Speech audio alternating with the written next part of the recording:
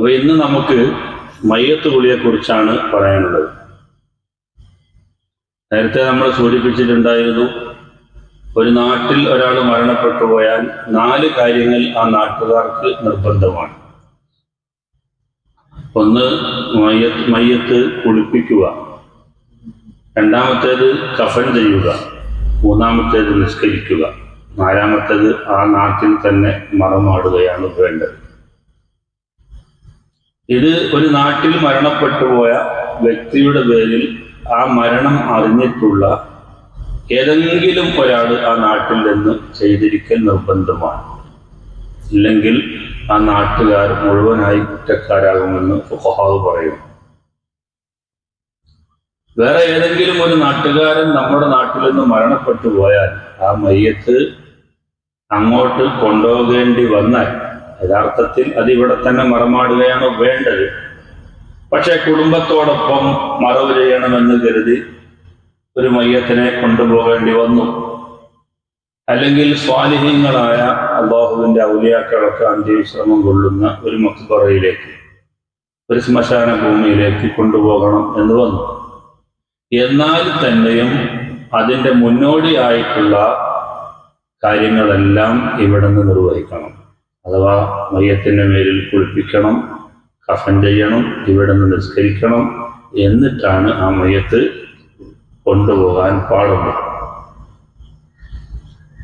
എത്രത്തോളം എന്ന് ചോദിച്ചാൽ മഹാന്മാരായ ഫുഖഹാവ് പറയുന്നു, ഒരു മയ്യത്തിനെ മലക്കുകൾ കുളിപ്പിക്കുന്നതായി നമ്മുടെ ദൃഷ്ടിയിൽപ്പെട്ടു,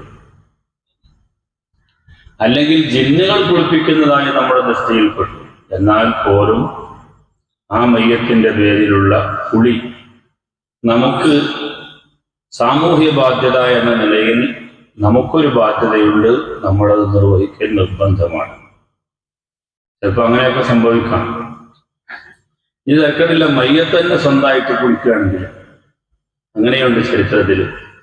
മരിച്ചുപോയ ആളുകൾ തന്നെ എന്ത് ചെയ്തു, മയ്യത്ത് കുളിയൊക്കെ നിർവഹിച്ചു. പിന്നെയും അതുപോലെ തന്നെ മരിച്ചു കിടക്കുന്ന രംഗങ്ങളൊക്കെ ചരിത്രത്തിൽ ഉണ്ടായിട്ടുണ്ട്. അങ്ങനെയാണെങ്കിൽ വേണ്ട, കുളിപ്പിക്കേണ്ട ആവശ്യമില്ല. അത് കറാമത്തായിട്ട് ചില ആളുകളുടെ ചരിത്രത്തിൽ അപൂർവമായി 1, 2, 3 ഒക്കെ ഇതുപോലെ റിപ്പോർട്ട് ചെയ്യപ്പെട്ടിട്ടുണ്ട്. അവരുടെ കറാമത്ത് അങ്ങനെയാണ്. ആ കുളിച്ചു കഴിഞ്ഞതിന് ശേഷം പിന്നെയും അതുപോലെ തന്നെ ആ മരിച്ച നിലയിൽ തന്നെ അവർ കിടക്കുകയും ചെയ്തു. അങ്ങനെ ചില സംഭവങ്ങളൊക്കെ ചരിത്രത്തിൽ ഉണ്ടായിട്ടുണ്ട്. ആ ഒരു അവസ്ഥയിലല്ലാതെ ജിന്നുകൾ കുളിപ്പിക്കുന്നതായിട്ട് നമുക്ക് ബോധ്യപ്പെട്ടാലും, മലക്കുകൾ കുളിപ്പിച്ചതായിട്ട് ബോധ്യപ്പെട്ടാലും, മലക്കുകൾ കുളിപ്പിക്കുക എന്ന് പറയുമ്പോൾ നമ്മളെ കണ്ടിട്ടല്ല, ആ മയ്യത്തിന്റെ ശരീരമൊക്കെ നല്ല വൃത്തിയായി കിടക്കുന്ന രംഗം നമുക്ക് ബോധ്യപ്പെട്ടു, ആരും കുളിപ്പിച്ചിട്ടില്ല. അപ്പൊ അവിടെ ആരോ ഇടപെട്ടിട്ടുണ്ട്. എന്നാലും നമുക്കൊരു ബാധ്യതയുണ്ട്, ഒരു സാമൂഹ്യ ബാധ്യത. അത് നമ്മൾ കുളിപ്പിച്ചേ പറ്റും.